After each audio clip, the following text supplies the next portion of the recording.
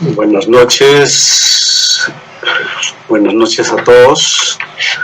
La Sociedad Peruana de Obstetricia y Ginecología les da la bienvenida a esta séptima sesión, justo el día de hoy, 27 de julio, previa a nuestra celebración de Bicentenario Nacional.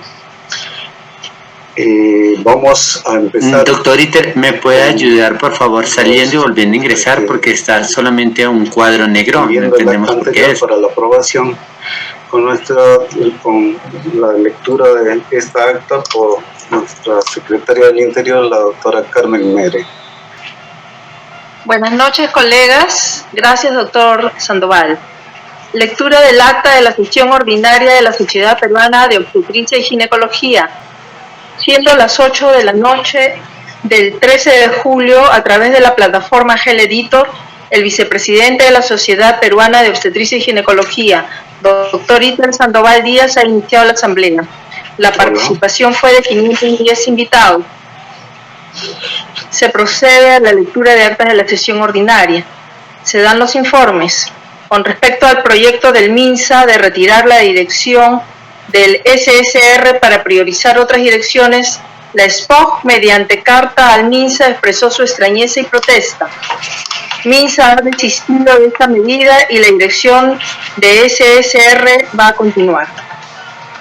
El doctor Alfredo Celis López, presidente del Comité contra el Ejercicio Ilegal de la Medicina del SPOG y presidente del Comité de Ética del Colegio Médico del Perú, el día 13 de julio del 2021, sustentó frente a la Comisión de Salud y Población del Congreso de la República el proyecto de ley 07965 para la denominación adecuada a los profesionales de la salud en concordancia con su formación y competencia profesional. Se debatió que los profesionales deben desarrollar sus actividades de acuerdo con su ley laboral profesional. Dicha comisión aprobó el texto sustituto. Con respecto a FLOSOC, se nombraron los comités de trabajo para el periodo 2021-2023. Colegas peruanos fueron elegidos para participar en 6 comisiones. Comité de Cáncer Génito Mamario, doctor Óscar Galdós Cajat. Comité de Tracto Genital Inferior, que es un comité nuevo, el doctor José Jerónimo Guidovich. Comité de Derechos Sexuales y Reproductivos, el doctor Enrique Guevara Ríos. Comité de Cirugía Mini-Invasiva, el doctor Alfredo Celis López. Comité de Climaterio, el doctor Juan Matsumura Casani. Comité de Uroginecología, doctor Dante Benavides. Otro punto, la esposa envió un saludo a la Academia de Cirugía por su aniversario número 81. La Jornada Internacional de Obstetricia y Ginecología se invita a todos los asistentes a inscribirse en la jornada que se llevará a cabo entre el 25 y el 27 de agosto del presente año. Se dio pase al doctor Luis Reyes Santibáñez, coordinador y moderador del simposio Actualización en el manejo del sepsis y shock séptico, quien presentó a los expositores. Doctor Elías Valladares Gutiérrez, doctor Omar Yanque Robles, doctor Alberto Díaz Seminario. Siendo las 22 horas, después de una interesante rueda de preguntas, el doctor Sandoval agradeció a los ponentes y dio cierre a la sesión. Esa es la lectura del acta de la sesión ordinaria anterior. Gracias, doctor Iter. Buenas noches, colegas. Buenas noches, disculpen. El día de hoy vamos a tratar un tema importante, pero antes quería hacerles algunos informes. En cuanto a las actividades de los proyectos que ejecuta SPOG, tanto de la FIGO como PPG, se han venido realizando sin interrupción y se han desarrollado actividades en la ciudad de Ica y Huaraz. El 20 de julio de este año, a las 8, se llevó a cabo el simposio de experiencia en hospitales del Perú en el manejo de la pandemia de COVID. Invitados fueron el Hospital de Trujillo, el el Regional de Iquitos y el Instituto Nacional Materno Perinatal. la maternidad de Lima, conocida así. Y estos hospitales están indudablemente mejor organizados, hay un poco más de tecnología, pero la deficiencia sigue siendo los recursos humanos, como sabemos. La telemedicina también juega un rol importante en estos casos, ¿no? Pero es necesario siempre la atención presencial, y eso es lo que la sociedad está reclamando, ¿no? Que debe restablecerse la atención presencial con suma urgencia, tanto para las pacientes COVID como para las pacientes no COVID. El 21 de este mes se realizó a las 14 horas una reunión para establecer vínculos de trabajo futuro en los Centros de Derechos Reproductivos, que es una ONG internacional con sede en Bogotá, Colombia, ¿no? El Center for Reproductive Rights. La reunión con este centro reproductivo se llevó a cabo con la señorita Carmen Cecilia Martínez López, que es la gerente regional para América Latina y el Caribe, y con el señor Eduard Pérez, que es el asesor legal senior.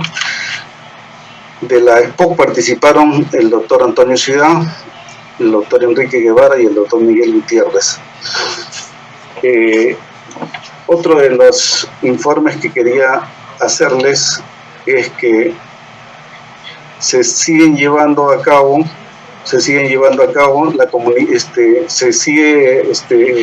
insistiendo en la comunicación de ESPOC, OPS y UNFA sobre la situación de la mortalidad materna y las estrategias que ya fueron entregadas en el Ministerio de Salud, dirigidas al Ministro de Salud. Sobre eso vamos a seguir insistiendo. Y también recordarles que el próximo 3 de agosto es el Día Internacional de la Planificación Familiar. Vamos a tener un simposio, Avances en Contracepción, cuyo coordinador, moderador es el doctor Alfredo Guzmán, ¿no? Ahí nos llevaremos a cabo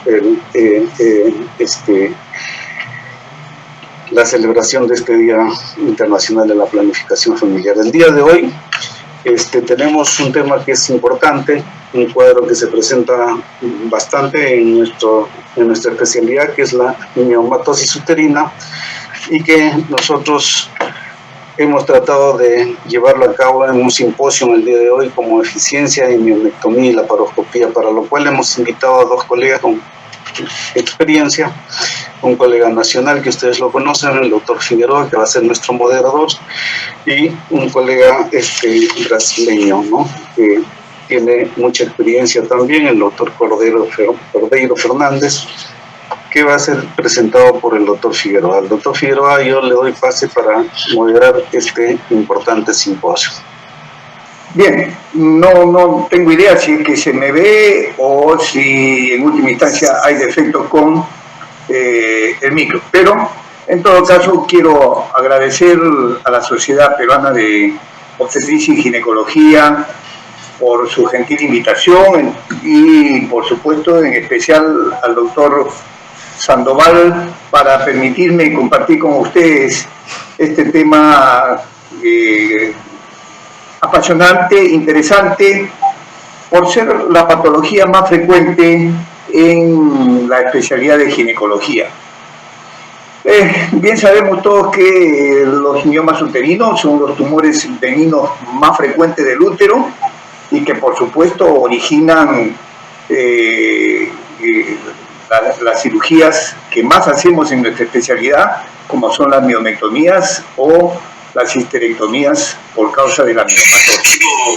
La incidencia en la etapa reproductiva está alrededor del 20 al 40% de los casos, alcanzando una incidencia máxima alrededor de la quinta década de la vida, en el que puede llegar hasta un 70% de incidencia. Sin embargo, la gran mayoría de estos casos son asintomáticos y por lo tanto no van a requerir ningún tipo de cirugía. Cuando se observa la malignidad en estos tumores, felizmente también la malignidad es baja y está alrededor de 0,5 a 1% de malignidad. Y es bueno recordar que la malignidad no la vamos a sospechar porque hemos observado un crecimiento rápido del mioma, ya que este no parece ser un paso previo a la transformación maligna del mioma, ¿no? Recuerden ustedes que la gran mayoría de estos sarcomas son en realidad hallazgos quirúrgicos y raras veces se hace el diagnóstico previa a la cirugía.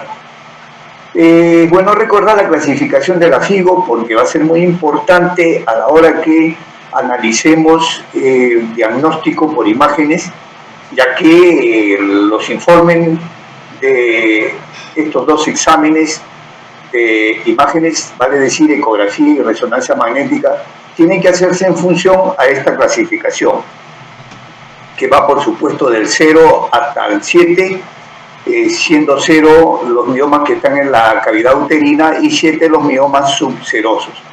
8 miomas que se pueden ubicar en cualquier otro lugar. ¿Cómo se hace el diagnóstico? El diagnóstico a través de la ecografía, sea la ecografía transvaginal, abdominal, o a través de la histerosonografía para los casos de los miomas submucosos, y por supuesto a través de la resonancia magnética. Pero en ambos casos es muy importante determinar el mapeo preciso de los miomas uterinos. ¿Y qué significa mapeo? Significa informar el tamaño, el número y la ubicación de los miomas. La ecografía Doppler es un estudio adicional a la ecografía que va a permitir diferenciar a través del flujo vascular de las lesiones, si se trata de un mioma, se trata de una adenomiosis o si se trata de un leiomiosarcoma. Evidentemente que si hacemos un diagnóstico de adenomiosis o leiomiosarcoma, las probabilidades de una vía de abordaje por vía laparoscópica prácticamente van a ser nulas. Tal vez en el caso de adenomiosis hay gente que tiene experiencia y que puede hacer esta cirugía a través de esta vía de abordaje. Sin embargo, el examen que tiene mejor sensibilidad y especificidad para la valoración de los miomas es la resonancia magnética. Y en especial en determinados casos, como por ejemplo miomas submucosos, que por estar en un sitio vecino a los anexos pudiera confundirse con un tumor anexial. En los casos también de pacientes con obesidad mórbida, donde las imágenes ecográficas pueden ser difíciles de diferenciar o hacer el mapeo de los miomas.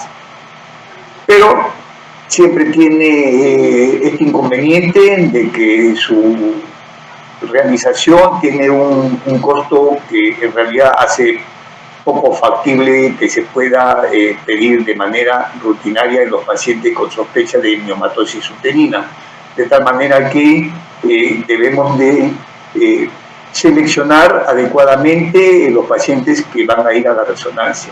En el Perú, el costo de la resonancia magnética de la pelvis está en alrededor de 1.100 soles. Entonces, es un costo importante. Entonces, una vez que tenemos el diagnóstico de la miomatosis uterina y que hemos determinado que va a ser de necesidad quirúrgica, ¿cuál es la vía de abordaje que debemos de ofrecer al paciente? Entonces, para ello hay que tener en cuenta tres factores. El primero, el factor paciente. El paciente debemos de encuadrar nuestro tratamiento de acuerdo al deseo del paciente. Evidentemente, de acuerdo al mapeo de los miomas, cuántos miomas han aparecido y de qué tamaño, y los antecedentes del paciente. Si es un paciente con anemia y va a entrar a una miomectomía, tenemos que mejorar la hemoglobina. Y desde mi punto de vista, una paciente con 10 de hemoglobina no es todavía candidata para entrar a una miomectomía. Es preferible tener niveles de hemoglobina de 11, 11.5, porque el sangrado es importante. Y vamos a ver más adelante algunas maniobras para tratar de reducir las pérdidas sanguíneas. Y en los casos de cirugías previas, muchas de estas pacientes pueden tener el antecedente de miomatosis uterina operadas y saben ustedes que la cirugía de los miomas generan muchas adherencias que pudieran complicar una nueva cirugía. El segundo factor a tener en cuenta es el cirujano. El cirujano tiene que conocer, preferible derivarlo a un colega que tenga mucho mayor experiencia en esa técnica quirúrgica. De tal manera que las habilidades quirúrgicas es un factor importante y estas habilidades quirúrgicas van a derivar cuánto voy a demorar en una cirugía. Entonces es importante también, si ya ha acumulado experiencia a lo largo de los años y está dominando tal o cual técnica de abordaje de miomectomía. No voy a ofrecer a un paciente una miomectomía laparoscópica pensando que me puedo demorar 4 horas y media, 6 horas, cuando por vía abdominal pudiera esta misma cirugía realizarla en 2 horas o 2 horas y media. Entonces son factores que hay que tener en cuenta con respecto al cirujano. Y con respecto al tercer elemento es la institución de salud.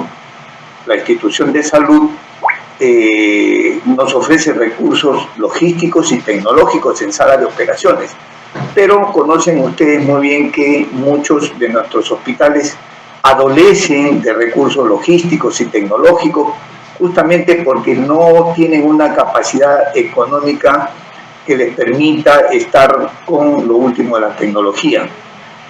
Bien es sabido que hasta ahora no contamos con un equipo robótico en el Perú, mientras que en los países vecinos ya cuentan con equipos de cirugía robótica.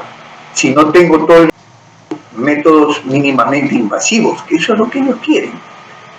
Y también, por supuesto, que el alivio de sus síntomas sea de larga duración, es decir, que no haya recidivas en su miomatosis, que la recuperación sea corta y su reinserción laboral sea en el menor tiempo posible, que también cumpla una función estética con una cicatriz quirúrgica mínima y fundamentalmente desean preservar la fertilidad, es decir, desean tener una fertilidad futura y en última instancia, si es que han cerrado su ciclo reproductivo, pero desean conservar el útero porque muchas mujeres tienen la imagen de su útero como una representación de su feminidad.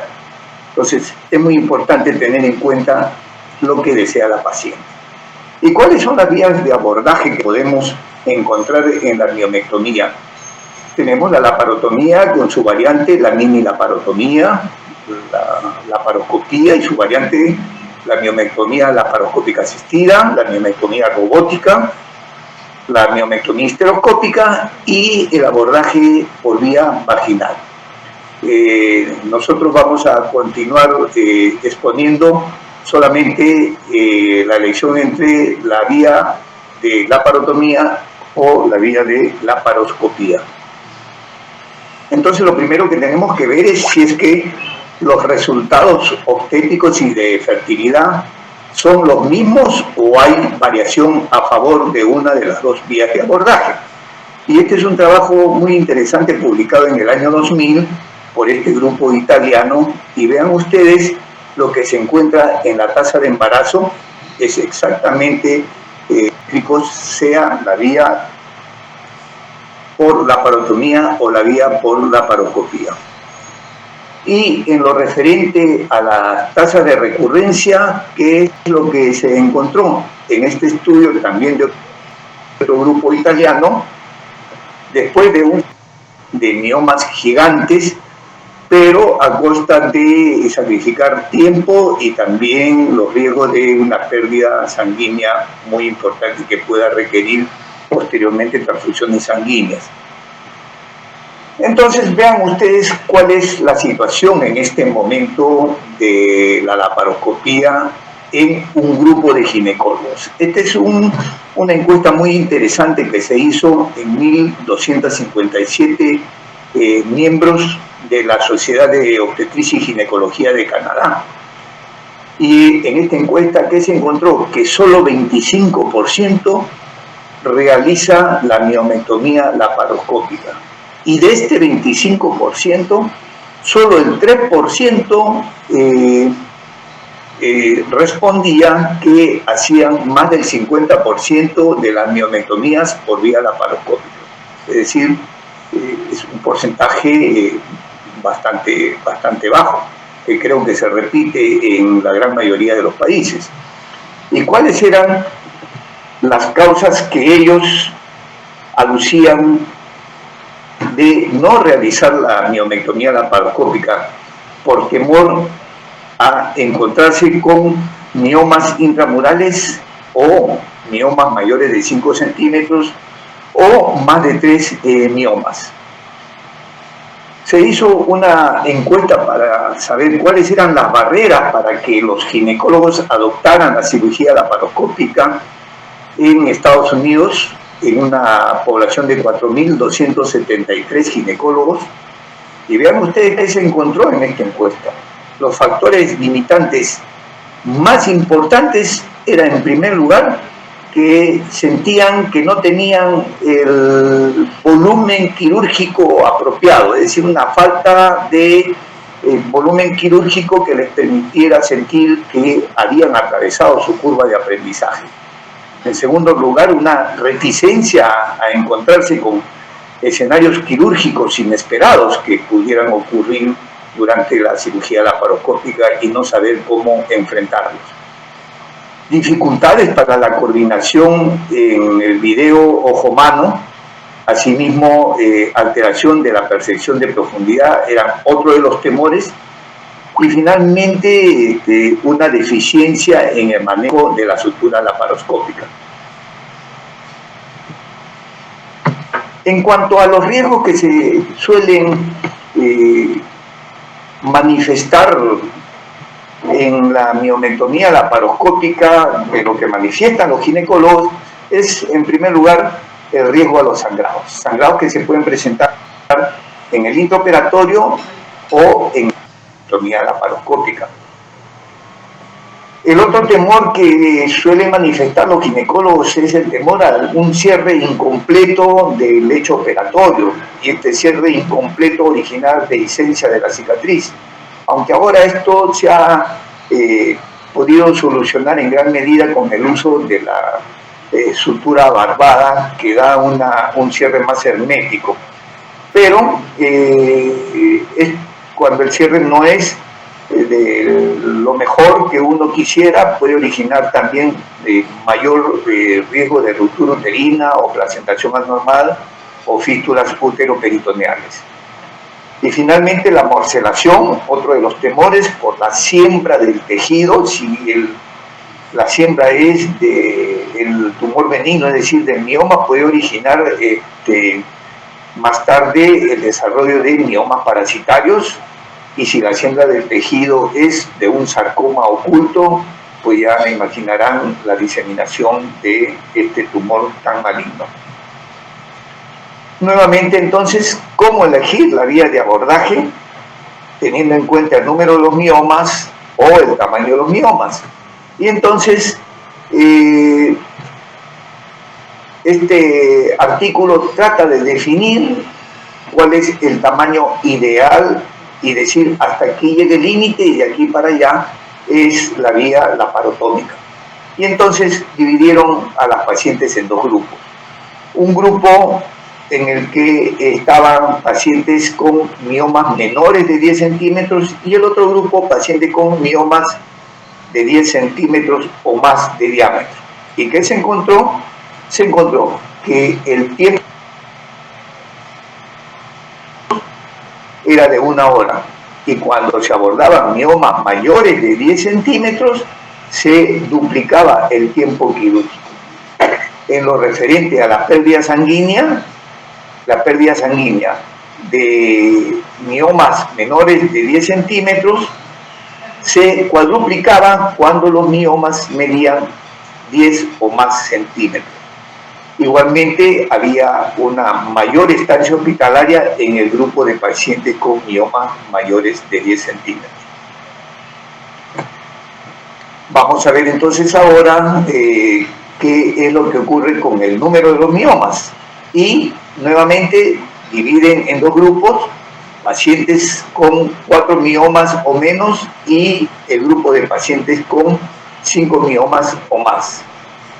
¿Qué es lo que se encontró? Nuevamente, el tiempo quirúrgico incrementa en aproximadamente un 60% la pérdida de Francia para el manejo de los miomas uterinos. ¿Y qué nos dicen estas guías actualizadas? Ellos recomiendan el abordaje laparoscópico en los casos de miomectomía intramural o miomectomías en el caso de miomas subserosos, que el diámetro no sea mayor de 8 centímetros.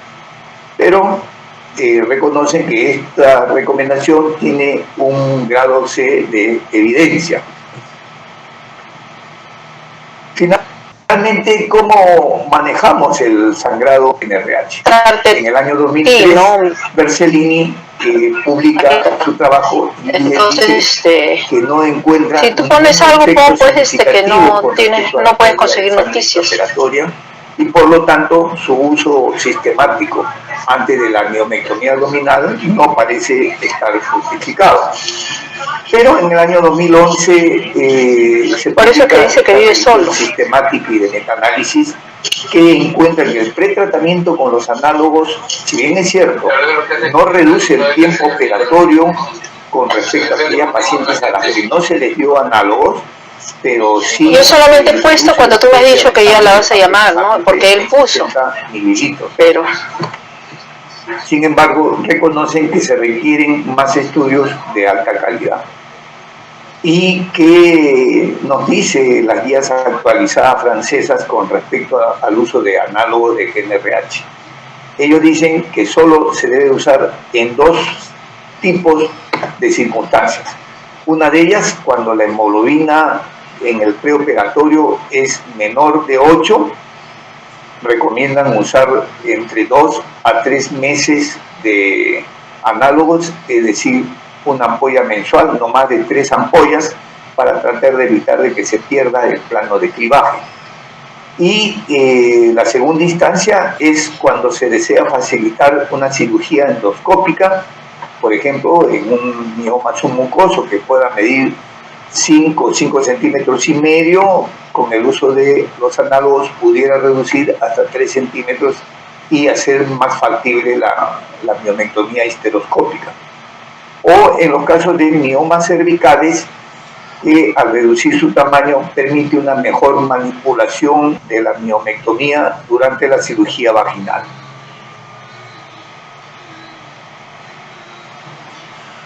Posteriormente, antes de la cirugía, personalmente yo lo uso bastante y con buenos resultados. La vasopresina intramiometrial, saben ustedes que se empezó a utilizar desde el momento en que aparecieron las primeras cirugías de miomas por vía laparoscópica y originaba mucho sangrado que no se podía controlar con la coagulación monopolar o bipolar, y entonces se empezó a utilizar la vasopresina hasta que aparecieron algunos problemas que felizmente fueron muy pocos en el mundo. Actualmente es bastante utilizada la vasopresina intramiometrial y la bupivacaína con epinefrina, que es otro elemento que permite reducciones bastante importantes de la pérdida sanguínea. Lo que últimamente se viene realizando es el rampaje temporal de las arterias. Antes de eso lo que se hacía era la ligadura de las arterias hipogástricas. Esta idea fue tomada en el año 2000 por Liu y él publica 3 casos de pacientes que se operaron de miomectomía laparoscópica a las que se hizo el rampaje temporal de las arterias uterinas con muy buenos resultados. El objetivo de realizar el rampaje es reducir la pérdida sanguínea, mejorar la calidad de la sutura, porque al evitar sangrados importantes mientras está poniendo usted los puntos laparoscópicos, la sutura laparoscópica, usted lo hace con mucho más tranquilidad y comodidad que si el lecho está siendo con un sangrado importante. Y evidentemente evaluar la recurrencia de los miomas a largo plazo. Los clampajes temporales de las arterias uterinas se pueden hacer a través de 3 formas que vamos a ver a continuación. Pero el clampaje de las arterias uterinas la puede hacer con un clip, como se ve en la imagen a la izquierda, es el clip que se utiliza para la ligadura de la arteria cística en la colecistectomía laparoscópica. Lo puede hacer con una aguja y la sutura en la aguja, haciendo un nudo intracorpóreo muy efectivo, recordándole sí que la coagulación bipolar y la coagulación con el bisturí armónico no van a dar lugar a un clampaje temporal, sino a un clampaje definitivo de las arterias uterinas, sin ningún compromiso posterior con resultados similares al clampaje temporal.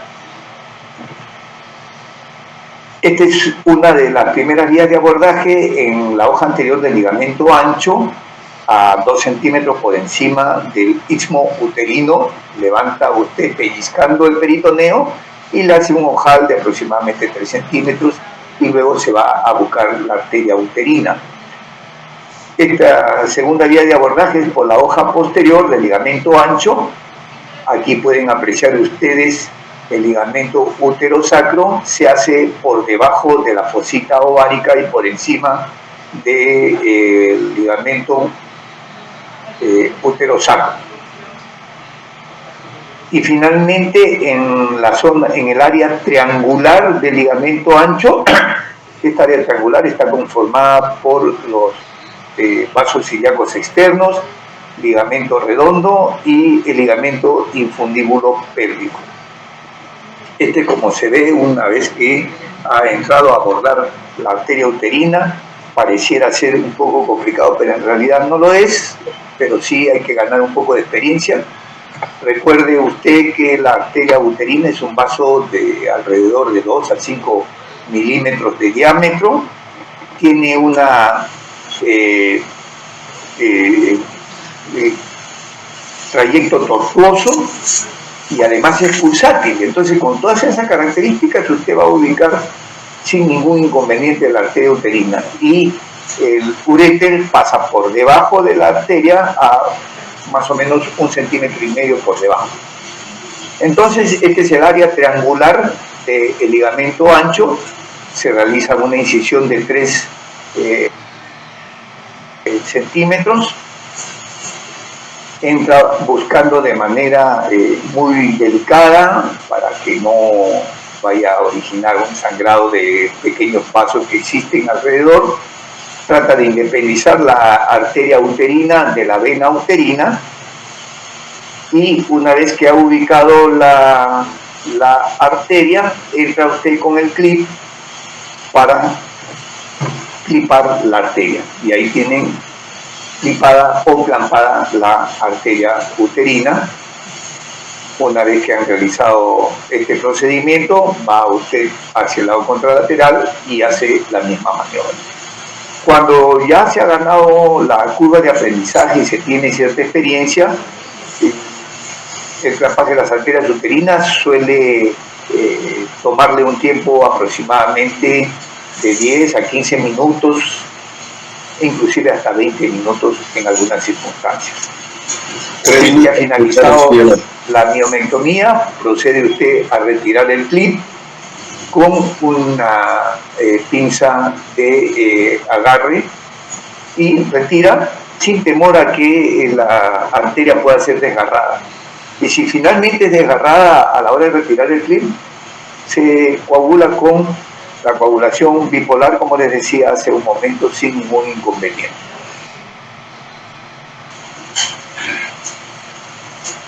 Bueno, ya conocemos una manera muy importante de poder disminuir el sangrado. La sanguínea disminuye a la 1/5 parte, de acuerdo a diferentes autores.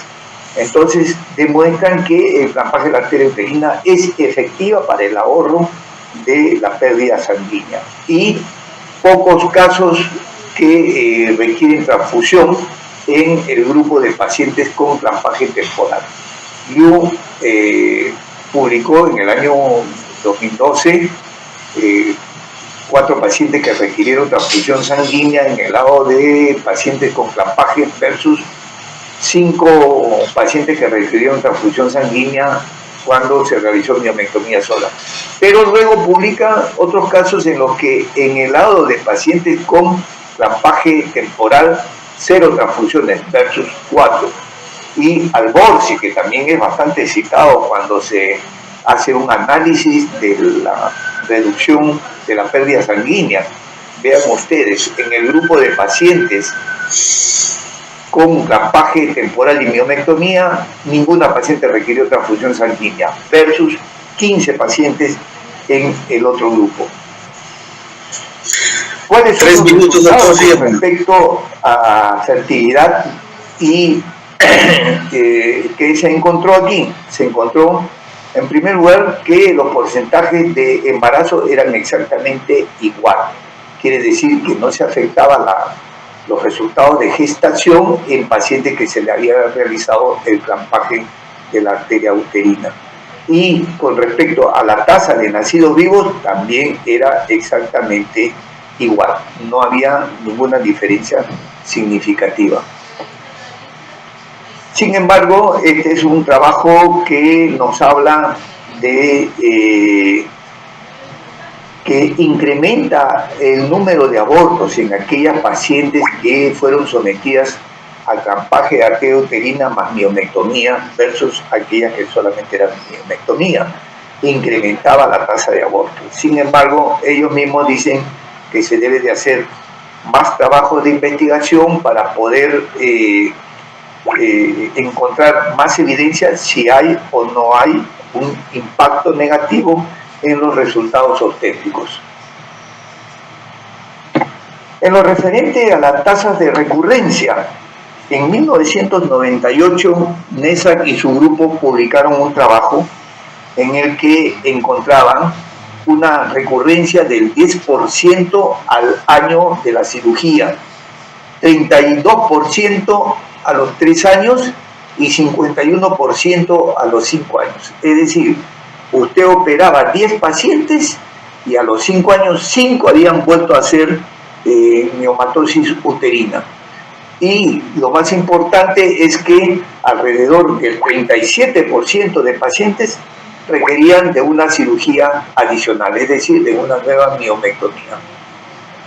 Cuando se empezó a aplicar la técnica del clampaje de las arterias uterinas, vean ustedes, el panorama cambió radicalmente. Las tasas de recurrencia bajaron enormemente cuando se compara en los pacientes con solamente miomectomía.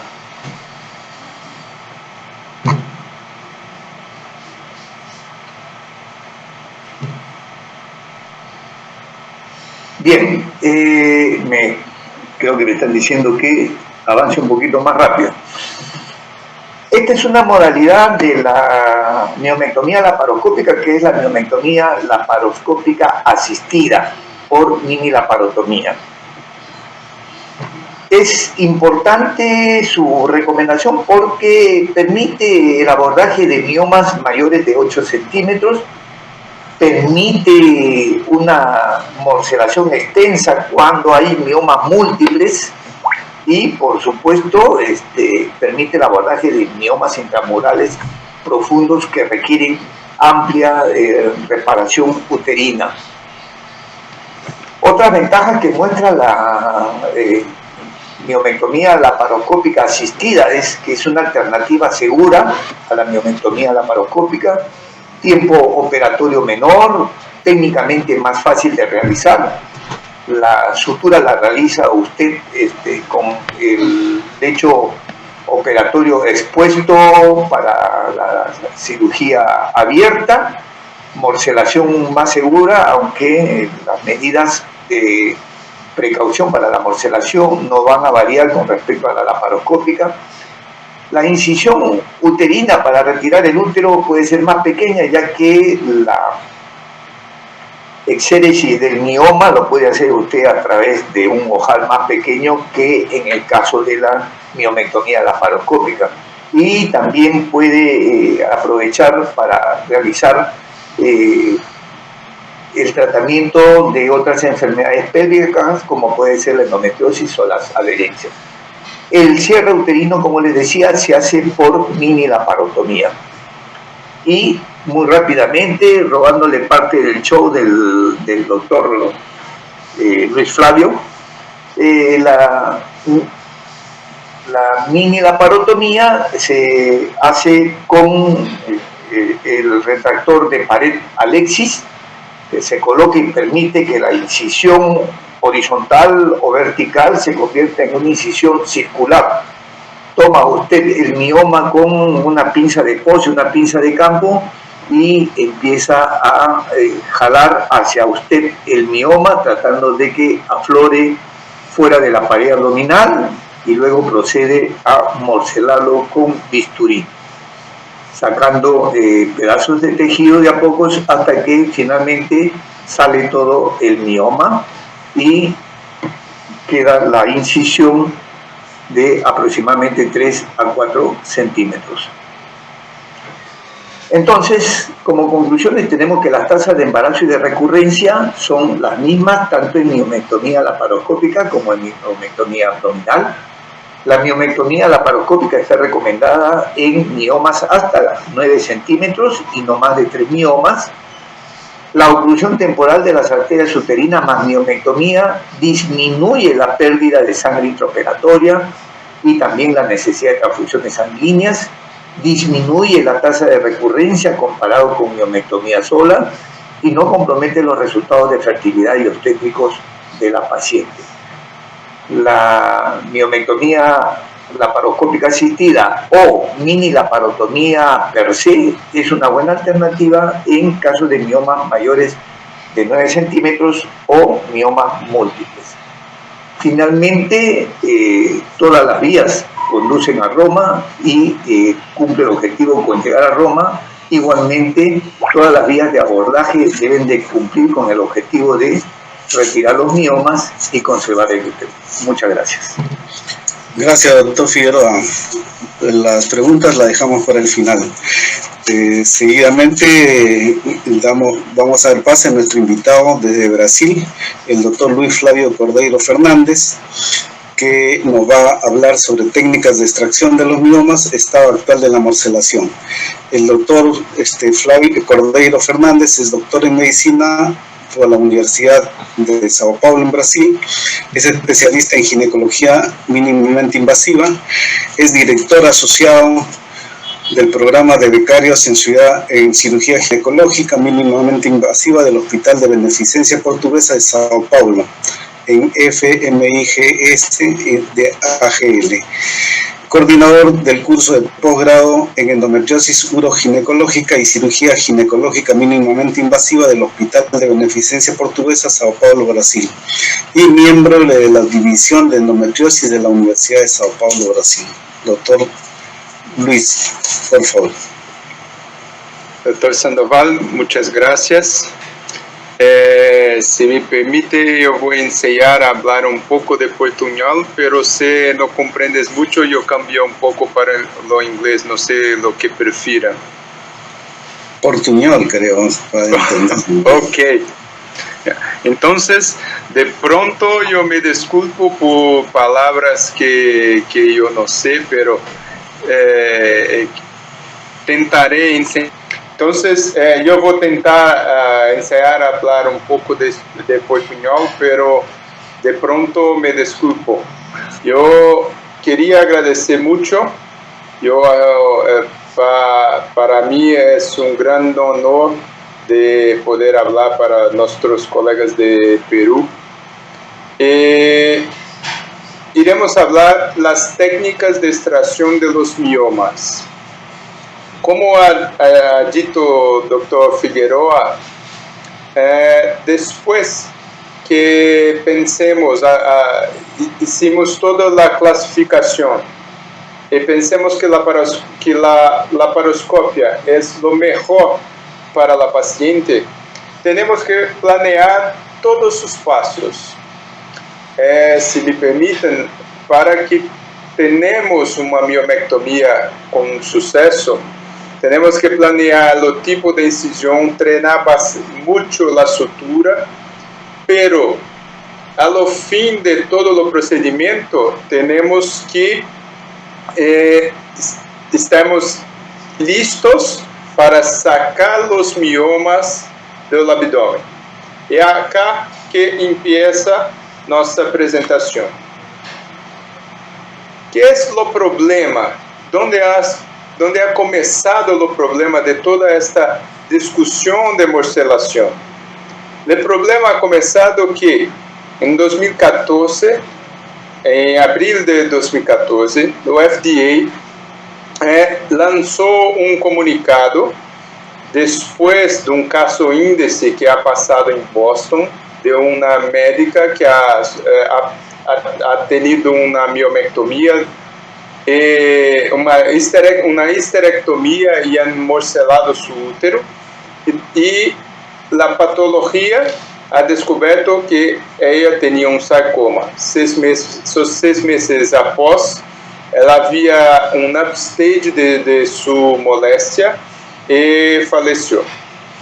Entonces, en 2014, el FDA lanzó un comunicado, una recomendación, desencorajando el uso de morcelador eléctrico durante la histerectomía o miomectomía para el tratamiento de mujeres con miomas.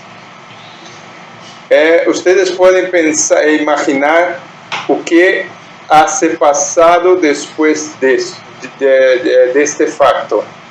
Yo me recuerdo, la Johnson tenía lo mejor morcelador de todos y vendía acá en Brasil mucho. Y de una hora a la otra ha sacado todo del mercado.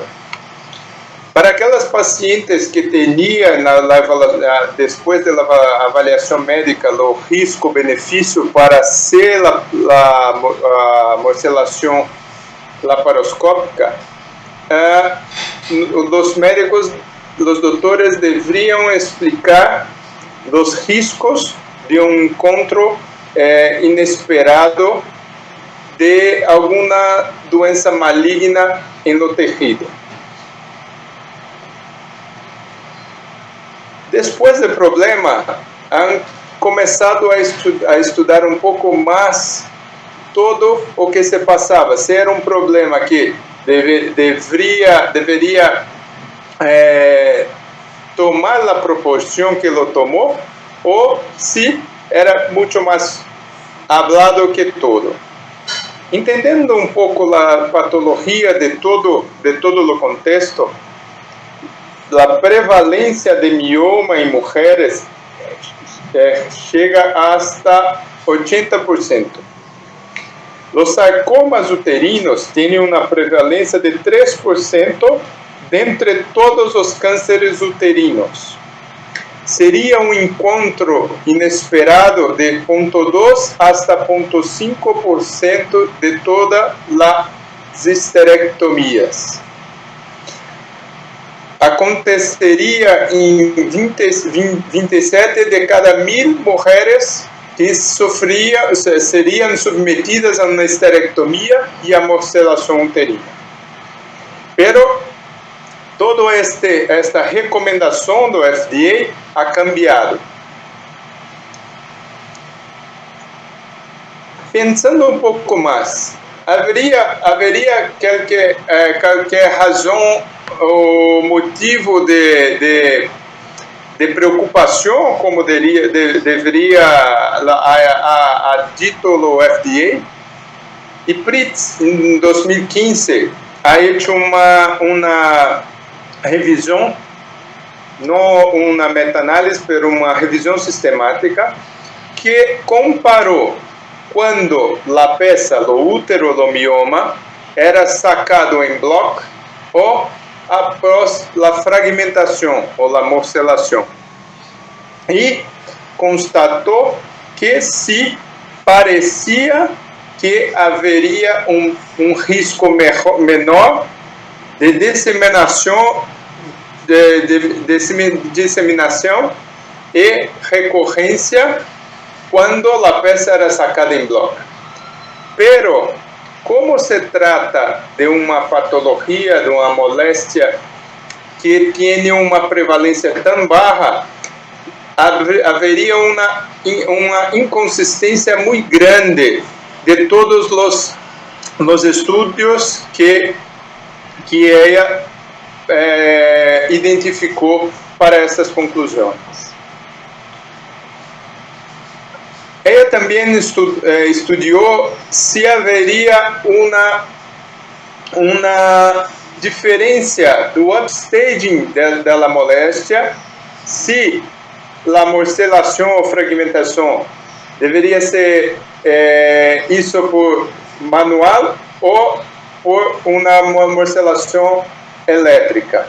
E comparou também, pero com um número muito baixo de casos, com a remoção em bloco do útero. Pero para isto, todas as pacientes deveriam sofrer um novo procedimento cirúrgico, seja para a conclusão do procedimento, porque pensem vocês, o procedimento inicial, ela ha hecho uma esterectomia ou uma miomectomia pensando que haveria uma moléstia benigna e a patologia ha mostrado que haveria uma moléstia maligna. E tem uma outra característica que é muito importante. A depender da classificação do estadio dos sarcomas, a evolução é muito perigosa.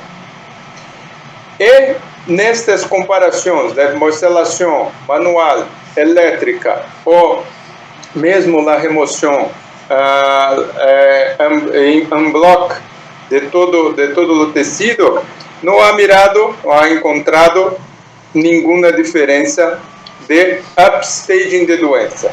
Ou seja, que depois da morcelação, uma doença que estaria em estadio 1 passaria a um estadio 6.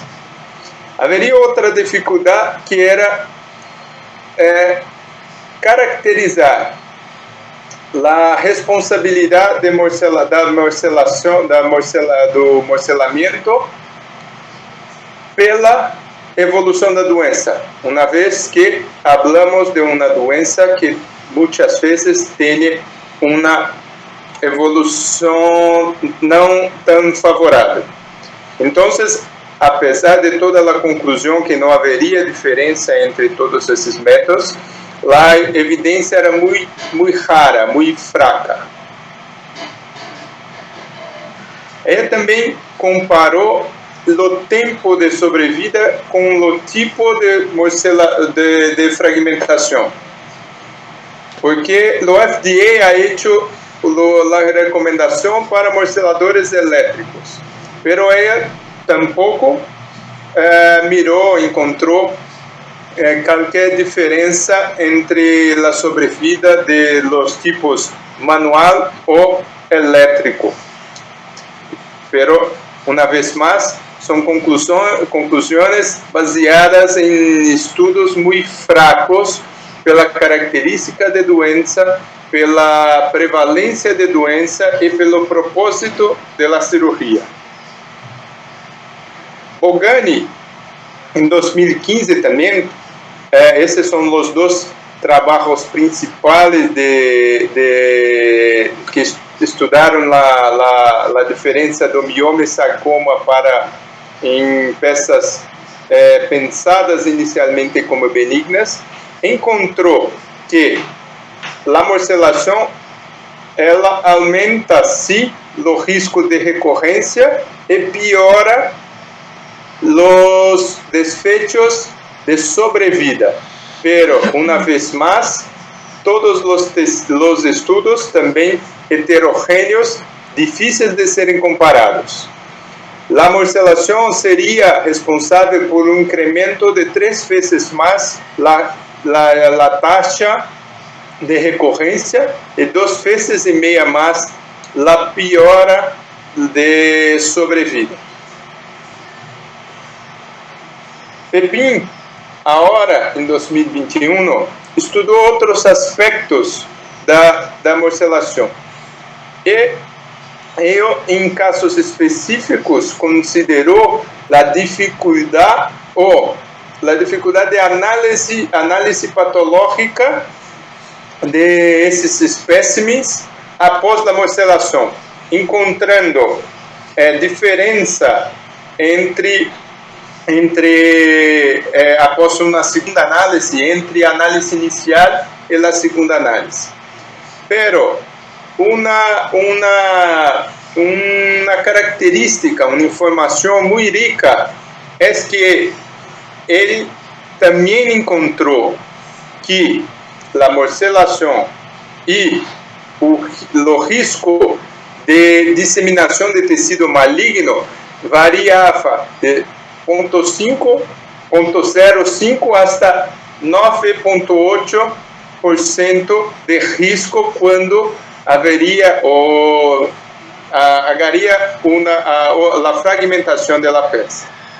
Pero este estudo que encontrou 9,8% me chamou muito a atenção.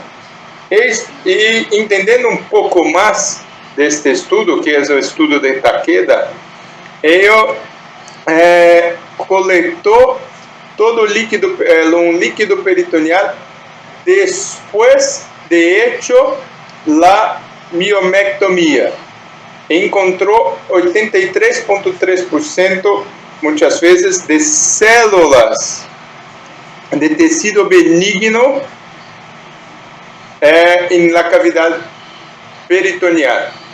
Então, devemos pensar e questionar um pouco mais os resultados iniciais de upstaging de doença.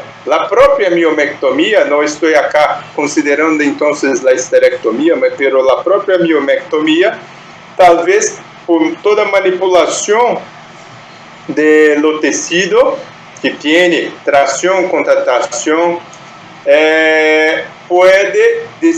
poderia então disseminar per se células ou de tecido maligno, caso seria um encontro de sarcoma não esperado.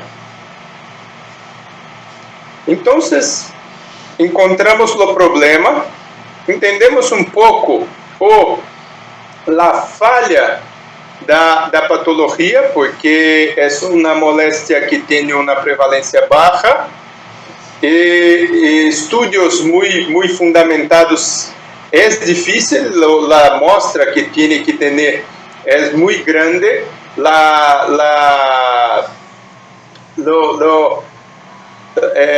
diferenciação dos grupos que devem ser formados é muito difícil de ser executado. Então, talvez tenhamos que focar o máximo no diagnóstico da diferença de mioma e sarcoma. E, como o Dr. Figueroa muito bem disse, temos muitos exames para fazer o diagnóstico, a característica de número, posicionamento dos miomas, pero temos que ter mais informações disso. Estamos diante de um mioma típico ou teria algum risco de encontrarmos um caso inesperado de sarcoma durante a cirurgia?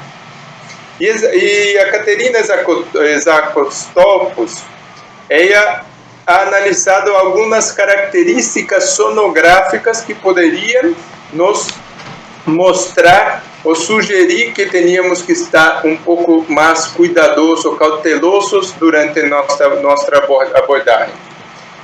Seria o score vascular, que seria a comparação da vascularização periférica com a vascularização central.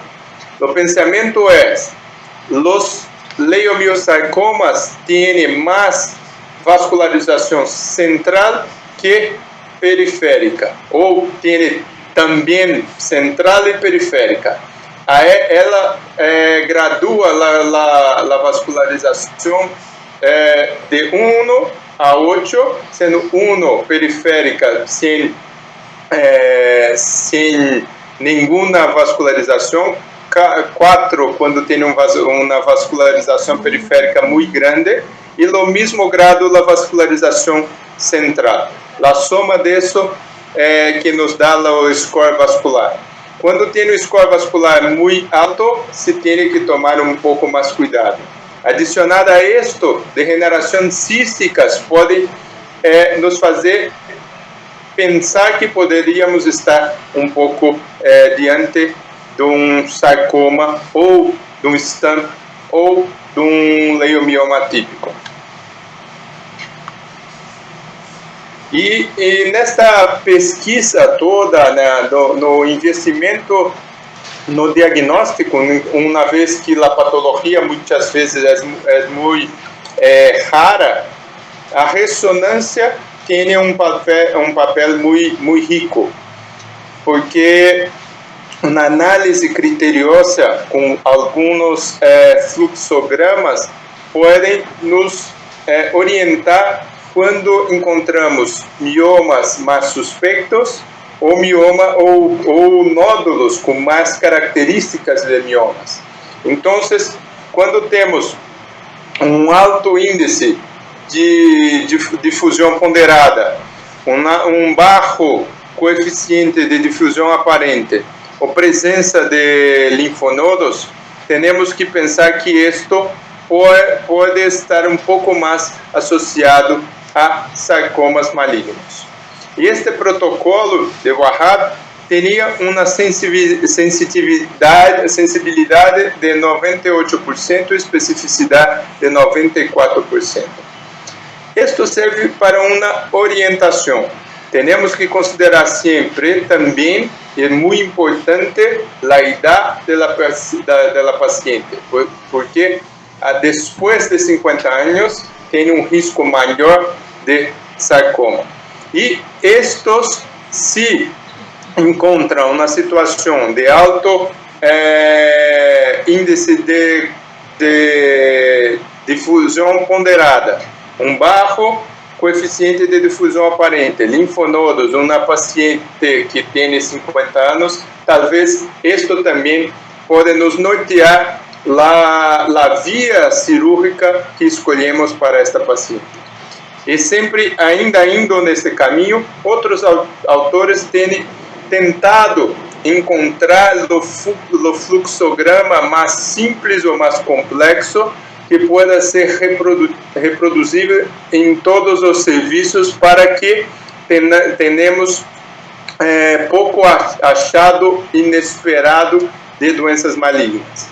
Então, Malek agora, em 2020, ha hecho 2 fluxogramas, um mais simples, considerando o sinal T2, também no índice de difusão ponderada, e a presença de necroses como critérios para caracterizar como possivelmente maligno ou benigno. Uma acurácia de 96,2%, uma sensibilidade de 100%, uma especificidade de 95%. Estas são medidas que são dadas pela ressonância magnética e analisadas num programa computacional. Num fluxograma um pouco mais complexo, se adiciona um coeficiente, coeficiente tumor miométrio em imagens elevadas de contraste, chega a uma acurácia de 100%. Uma vez mais, devemos sempre colocar isto em conceito, e nesse conceito, a idade da paciente, a orientação da paciente é importantíssima. Um outro método que devemos pensar quando iremos fazer a miomectomia são as análises do DHL, de isoenzimas de DHL, porque esses subtipos normalmente estão mais elevadas nas pacientes com sarcoma. E disseram, em 2019, estudando todas as relações entre os 5 tipos de isoenzimas do DHL, chegou a um coeficiente que se chama UMG Index, que leva em consideração os níveis de DHL3, os níveis de DHL1, e quando sua diferença, quando maior que 29, teria uma sensibilidade alta para caracterizar ou suspeitar de sarcomas. Isto pouco já havia sido estudado por Goto em 2002, pero no nível de DHL total, não tanto suas isoenzimas, e associado a achados de ressonância, vocês podem mirar que a sensibilidade e a acurácia foram se elevando, aumentando gradativamente. Então, a ultrassonografia com a vascularização de regeneração císticas, características de ressonância e adicionado também os níveis de DHL e suas isoenzimas, principalmente a 1 e a total, a 1 e a 3, podem adicionar informação quanto à decisão de fazer o morcelamento. Durante em 2014, no desespero de encontrar e de tudo com todas as críticas desse procedimento, ha hecho frozen sections antes do morcelamento. Com todas as críticas, ele utilizou uma agulha Turcut, pero tu puedes criticar que com esta manipulação per se já haveria a disseminação de tecido maligno, caso haveria alguma malignidade escondida nesta peça. Ok, entendemos então o problema, as dificuldades patológicas da situação, a necessidade de melhorar o diagnóstico, a diferenciação entre uma patologia benigna e maligna pré-operatoriamente, pero quando decidimos fazer uma esterectomia de útero grande ou uma esterectomia supracervical ou subtotal ou uma miomectomia, devemos pensar na fragmentação ou no morcelamento desta peça. Lo mismo FDA, entonces, en 2020, ahora en diciembre, recomendó que, si necesario hacer la morcelación o el morcelamiento, que sea realizado con un sistema de protección. Y ese sistema de protección, si realizado um morcelamento elétrico, deveria ser compatível com o morcelador elétrico disponível. Ou que qualquer morcelamento ou qualquer retirada de peça nesse sentido deveria ser feito com qualquer tipo de proteção. Quais são então os 3 tipos de categorizados de proteção que temos? O primeiro são bags isolados e que podem ser insuflados e hecho laparoscopicamente. Miren ustedes o filme. Esto es una miomectomía que he hecho yo con un dispositivo container que se llama MoreSafe. Ese es como colocamos, iremos enrolando y tiene un introductor. Tenemos que adicionar un otro problema al do Dr. Figueroa. Cuando hacemos el morcelamento com proteção. Este processo de colocar e desenvolver todo toma de 20 a 30 minutos, porque é uma estrutura muito grande que tu tem que ter uma padronização para hacerlo mais rápido, pero mesmo assim é mais difícil ou toma-se um tempo. Depois que colocamos o bag dentro da cavidade abdominopélvica, sistematizamos para encontrar a abertura, a boca maior, de onde iremos colocar o mioma, o útero, o que seja, quando iremos fazer este morcellamento protegido. Então, tem duas aberturas, uma abertura para colocar o tecido e a outra abertura de onde nós colocamos a óptica e iremos insuflar o saco. Veja, deixamos então bem postados para depois ir buscar o mioma e colocá-lo no saco protegido. Essa situação tinha este mioma maior, que era de uns 8 centímetros, e 3 menores de 3, 4 centímetros. Fizemos isso depois de fazer toda a sutura. Seriam suturas muito grandes. E neste caso específico, hicimos a ligadura temporária da arteroterina. A este momento, eu já havia sacado os clips, porque se houvesse qualquer sangrado de la sutura, eu poderia mirar e fazer sutura de reforço. Agarramos as duas partes anteriores e posteriores da abertura do mioma e lo sacamos por nosso trocate auxiliar. Colocamos então o trocate óptico dentro do saco e insuflamos o mesmo. A visão que temos então depois é esta: o mioma protegido. Outro problema que tu pode pensar, hicimos tudo isso, é muito mais confortável. Para aqueles que já fazem a miomectomia, sabem que o morcellamento, quando tu tienes uma outra pinça auxiliar, é muito mais fácil de manter o mioma e ganhar o tempo do morcellamento.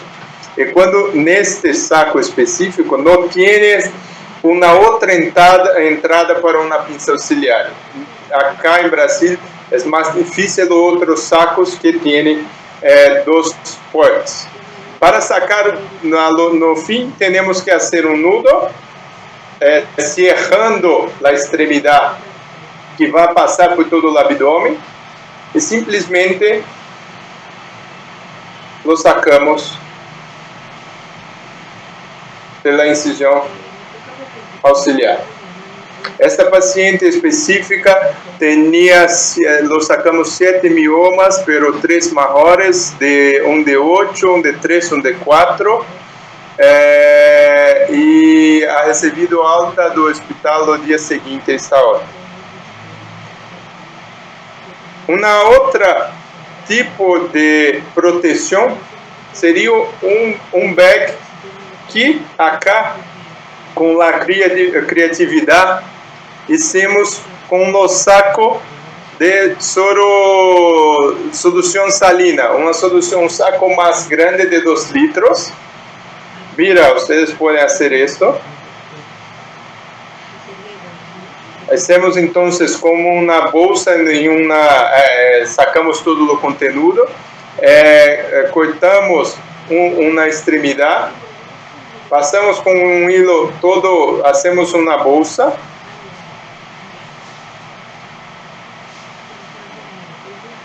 Pero esto no hacemos para hacer el morcelamiento eléctrico, hacemos para hacer un morcelamiento manual. Mira ustedes, este es lo que hicimos. Esto es una esterectomía de un útero muy grande. acá no voy a mostrar la cirugía porque no es lo propósito, pero después de hecho la colpectomía, colocamos los sacos vía vaginal, vestimos lo útero pelo lo saco. Essas são cirurgias que hicimos acá com nossos fellows. E hicimos o morcillamento protegido, se vocês podem mirar acá, via vaginal. Sem disseminação de qualquer tecido na cavidade abdominopélvica. Todos estes doenças não tinha no fim um diagnóstico de algo maligno, pero não saberíamos, havia a suspeita por exames de imagem e preferimos fazer todo o procedimento correto com proteção. E por fim, o morcillamento extraabdominal que o Dr. Figueiredo ha começado a mostrar com Alexis, por exemplo, hicimos isto numa incisão suprapúbica, como ha desenhado a situação do desenho de Dr. Figueiredo. E, a depender do tamanho, também toma muito tempo. Hicimos incisões circunferenciais, fazendo a rotação do tecido, e pode, então, são pequenos Cs que nos permitem, então, sacar mais tecido. Pero, a depender do tamanho da peça, isso toma mais tempo. Pero, o tempo também, temos que pensar que quanto mais grande a peça, também maior deveria ser a incisão por uma cirurgia aberta. Então, pensamos que nós, com toda a segurança de controlado de sangrado, devemos investir nisto, tentar fazer isto, porque a recuperação não só estética, pero de retorno a suas atividades, dolor e tudo mais, é muito mais rápida e melhor. Então, para terminar, doenças malignas inesperadas são condições raras. O morcillamento sí parece que piora um pouco o prognóstico, pero os dados são raros e são escassos. O diagnóstico pré-operatório deve ser reforçado e muito estudado e planejado, pero quando o morcillamento vai ser hecho, devemos considerar o uso de um sistema de proteção. Muitas graças. Uma vez mais, para mim é um grande honor de estar aqui com vocês nesta sessão da Sociedade Peruana de Obstetrícia e Ginecologia. Gracias, doctor Cordeiro. Vamos a entrar a la sección preguntas. ¿Hay preguntas? Bueno. ¿Cómo ha hecho mi portuñol? Bastante bueno, muy bueno. Felicitaciones. ¿Se comprendía? Sí, muy comprensivo, sí. Se ha comprendido bien. ¿Sí? Yo quería referirme un poco a la importancia de la ecografía como diagnóstico previo a una miomectomía, porque muchas veces nosotros ingresamos con un diagnóstico de miomas, y a veces hay algunos tipos de degeneración, que a veces nosotros no lo podemos manipular en cirugía abierta. Y en cirugía laparoscópica un poco más difícil debe ser. Por ejemplo, las degeneraciones hialinas, las degeneraciones quísticas, las degeneraciones grasas, ¿no? ¿Cómo manejas ese tipo de problemas? ¿A mí o doctor Figueiredo? Sí, a ti. Ok. Nosotros normalmente cuando tenemos cualquier sospecha usamos mucho la resonancia para la cirugía de miomectomía principalmente, por dos motivos. Primero, todo lo fluxograma para diferenciación entre tecido benigno y maligno. Y lo segundo motivo que la resonancia, nosotros pensamos que hay un mapeamiento mejor los miomas que la ultrasonografía para el planeamiento de incisión para una sutura laparoscópica y todo más. Entonces, las degeneraciones hialinas de Graha tienen menos asociación con los sarcomas o doenças malignas. Las císticas tienen un poco más, como mostró doctora Caterina con la ultrasonografía. No intraoperatório son situaciones que cambiamos algunas pinzas. Nosotros normalmente usamos un POSI para hacer la tracción del mioma, para hacer la tracción contra tracción, pero lo POSI, cuando tiene una degeneración gordurosa o graja, es más difícil de hacer la tracción. Entonces muchas veces simplemente cambiamos los tipos de instrumento para una pega más no tan puntuda como lo POSI, pero con una superficie más larga que puede dar esa tracción, pero es más trabajoso. Y lo examen preoperatorio es importante para que nos permita hacer la miomectomía laparoscópica, porque si tiene una sospecha muy grande, cambiamos la vía pelo risco de malignidad y no de dificultad cirúrgica. Víctor, ¿querías agregar algo?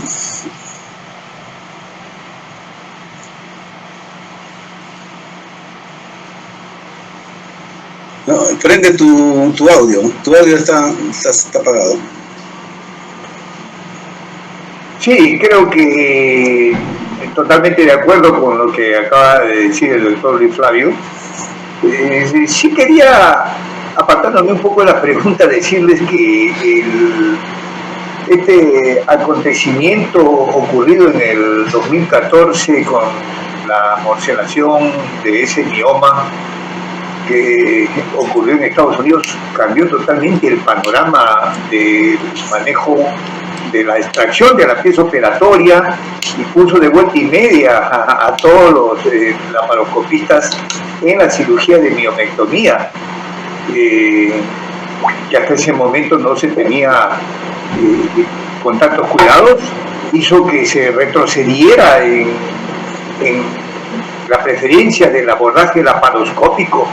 En Estados Unidos ocurrió un retroceso al punto que muy pocos hacían miomectomía laparoscópica cuando apareció las recomendaciones de la FDA. No quería nadie atreverse a hacer la miomectomía laparoscópica. Y finalmente eso se fue extendiendo a nivel mundial, salvo en aquellos países en donde uno dice Dios está en nuestro país, donde siguió la técnica tal como se venía haciendo hasta antes de este acontecimiento, ¿no?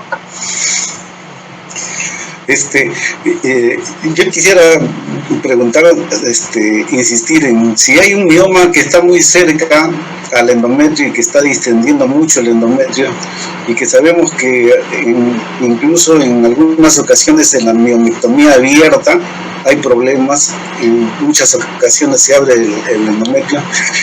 No sé si eso no es problema para ustedes. Lucho.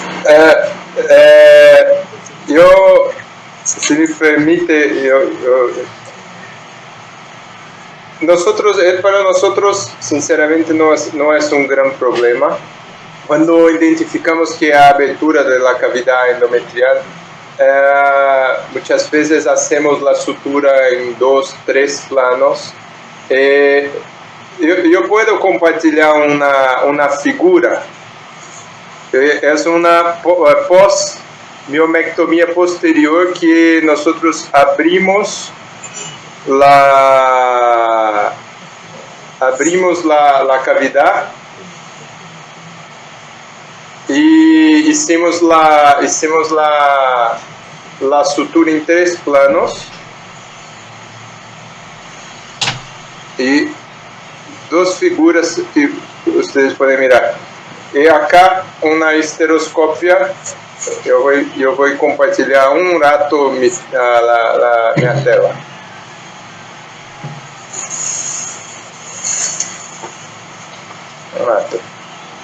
Una esteroscopia, esto acá está muy cerca, pero esta esteroscopia hecho 45 días después de la miomectomía. Nosotros podríamos mirar toda la cavidad y todavía la sutura que hicimos solo lo endometrio.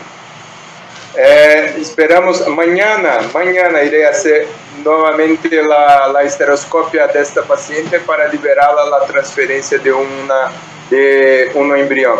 Acá, ustedes miran esto. Ustedes miran la foto. Sí. Acá una visión un poco más leja de la pared posterior, todavía ainda con la cicatrización. Entonces, esta situación que yo mostré, hicimos una sutura en 3 planos: lo endometrio, lo miometrio, después lo perimetrio y el miometrio. La resonancia la muestra una buena cicatrización de la pared posterior y la esteroscopia muestra una cavidad endometrial satisfactoria para una implantación posterior, y todavía esperamos una mejor cicatrización de esta porción. ¿Responde? Sí, gracias. Yo, por lo que escucho a Luis Flavio, voy haciendo números mentalmente y digo, el manejo de esta paciente está significando un gasto de recursos económicos importante para el paciente, porque nos está refiriendo primero a la cirugía de la miomectomía, ¿correcto? Luego resonancia magnética repetida para ver cómo va esta cicatrización, y luego histeroscopía. Evidentemente que todo ello es lo deseable, pero comprenderás que en países como el nuestro uno se ve bastante limitado, no solamente en la parte privada, sino peor aún en la parte pública. Y poder hacer este tipo de manejo es más que un milagro en nuestros países. Yo comprendo completamente, pero estamos haciendo eso con su deseo de que se quede embarazada. Yo pienso que si hubiésemos hecho la cirugía abierta para analizar la cavidad endometrial para una transferencia, ella va a hacer un procedimiento de reproducción asistida. Entonces, deberá todavía emprender un gasto. Yo comprendo completamente, estoy todo de acuerdo. Pero yo no creo que mudaría mucho nuestra abordaje pensando en la transferencia embrionaria. Si no teria esse deseo, creo que separaría en la miomectomía y punto. Doctor Figueroa, dice, Sí. ¿a qué escuela seguimos en la técnica quirúrgica laparoscópica y qué se entiende por mini laparotomía? La primera parte de tu pregunta no la entiendo. No, es una pregunta que la hacen. ¿Qué escuela? Sí, ¿a qué escuela seguimos en la técnica quirúrgica? Bueno, no sé. Correcto. Bueno, creo que no se trata de definir qué escuela, sino se trata de definir hasta dónde puedo yo hacer tal o cual vía de abordaje. Evidentemente, si no se tiene un amplio expertise en la percepción de profundidad, el instrumental necesario para hacer la miomectomía laparoscópica, en contar con la sutura barbada, que me va a permitir a mí una sutura bastante hermética. Y ojo que la sutura barbada en este momento tiene un costo 10 veces mayor que la sutura de ácido poliglicólico. Y usted no va a utilizar una sutura, sino puede que esté utilizando 2 o 3 suturas y de repente hasta un poco más. Entonces, conociendo todo lo que yo tengo alrededor y conociendo sobre todo mi expertise, es que yo voy a determinar si hago una miomectomía laparoscópica o si me ayudo también con una miomectomía asistida por mini-laparotomía, en especial, como lo puse en la presentación, en aquellos miomas de más de 8 centímetros. Evidentemente hay gente muy experimentada, como es el caso de Luis Flavio, en donde estos parámetros que he expuesto anteriormente, él largamente lo supera y hace miomectomías en miomas cuyos diámetros superan los 10 centímetros y cuyo número puede ser de 4, 5 o 6 miomas, pero porque el expertise le permite a él calcular cuánto va a demorar con la cirugía y si esta cirugía va a ser factible realizarla por vía laparoscópica.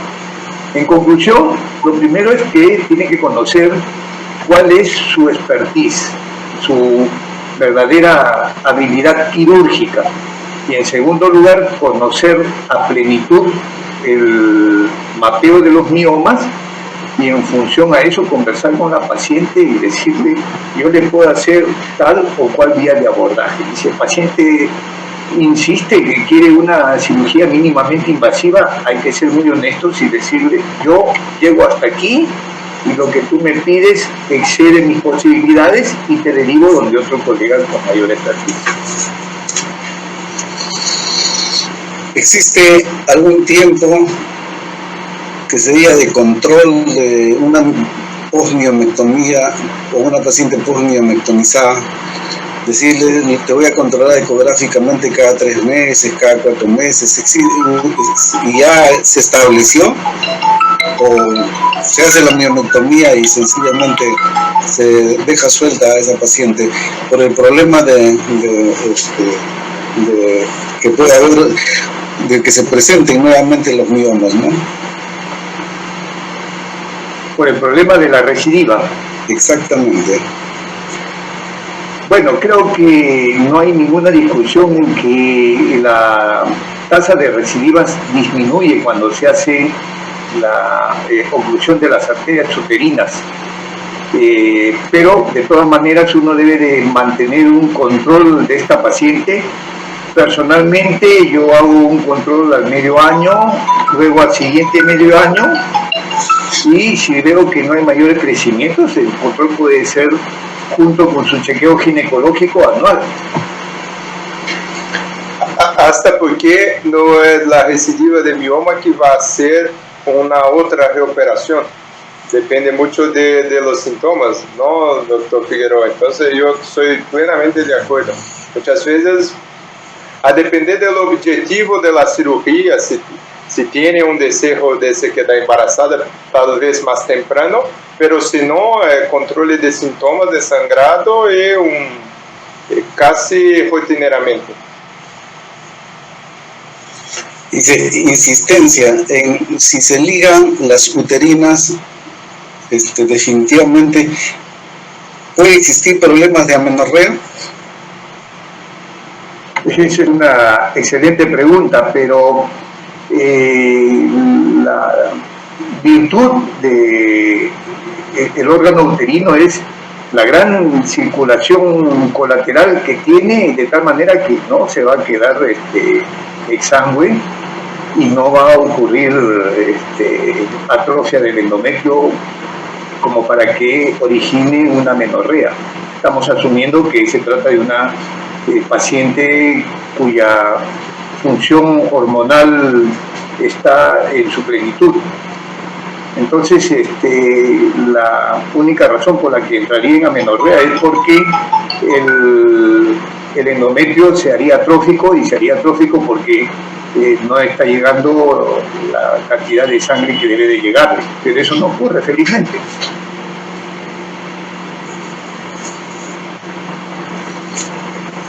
En una degeneración quística, doctor Luis Flavio, ¿se insiste en cirugía laparoscópica a pesar de las dificultades que puede haber en si tiene una degeneración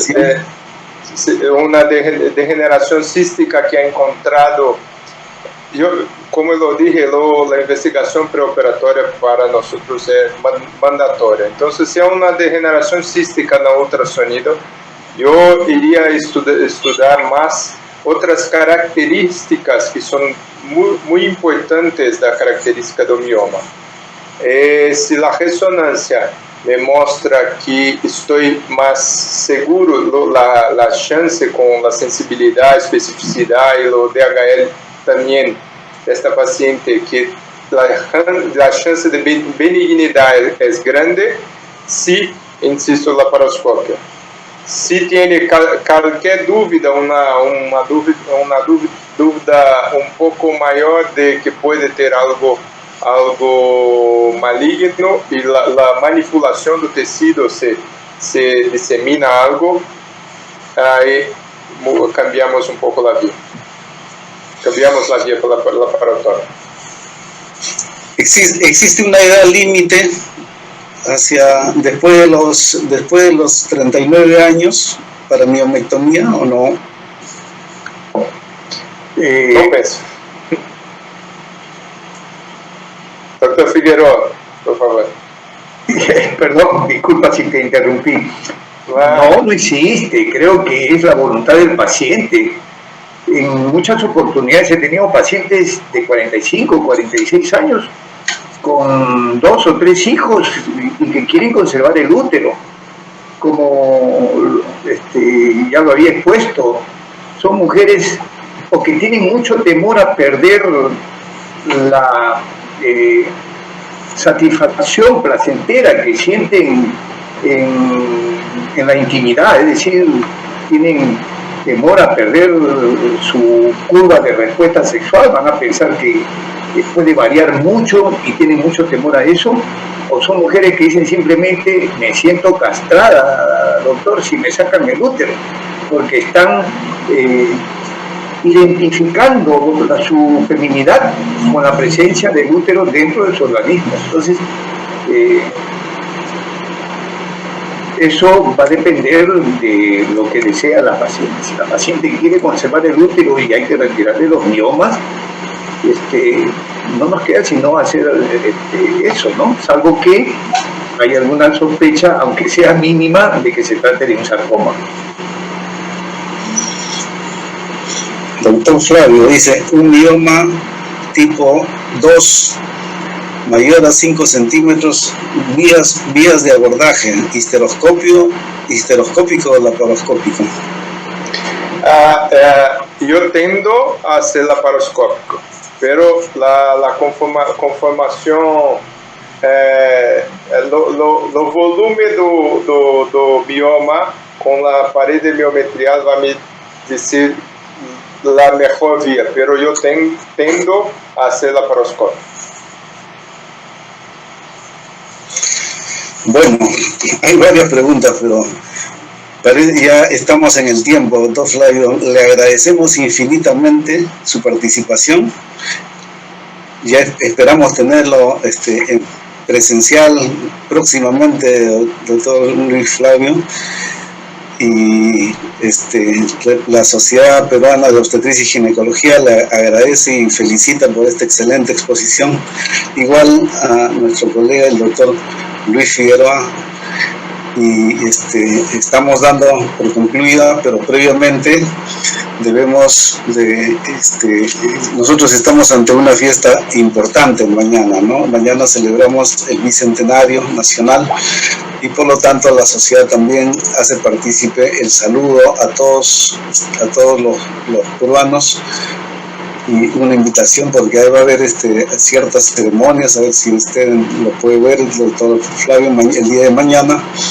Entonces este saludo lo estamos haciendo llegar mediante una tarjeta que les llegará mediante esta vía a todos nuestros asociados y amigos. Nuevamente mi saludo, mis felicitaciones y mi agradecimiento a nuestros dos ponentes y a todos los que nos han escuchado esta noche. También mis felicitaciones y agradecimiento. Muchas gracias. Felices fiestas patrias.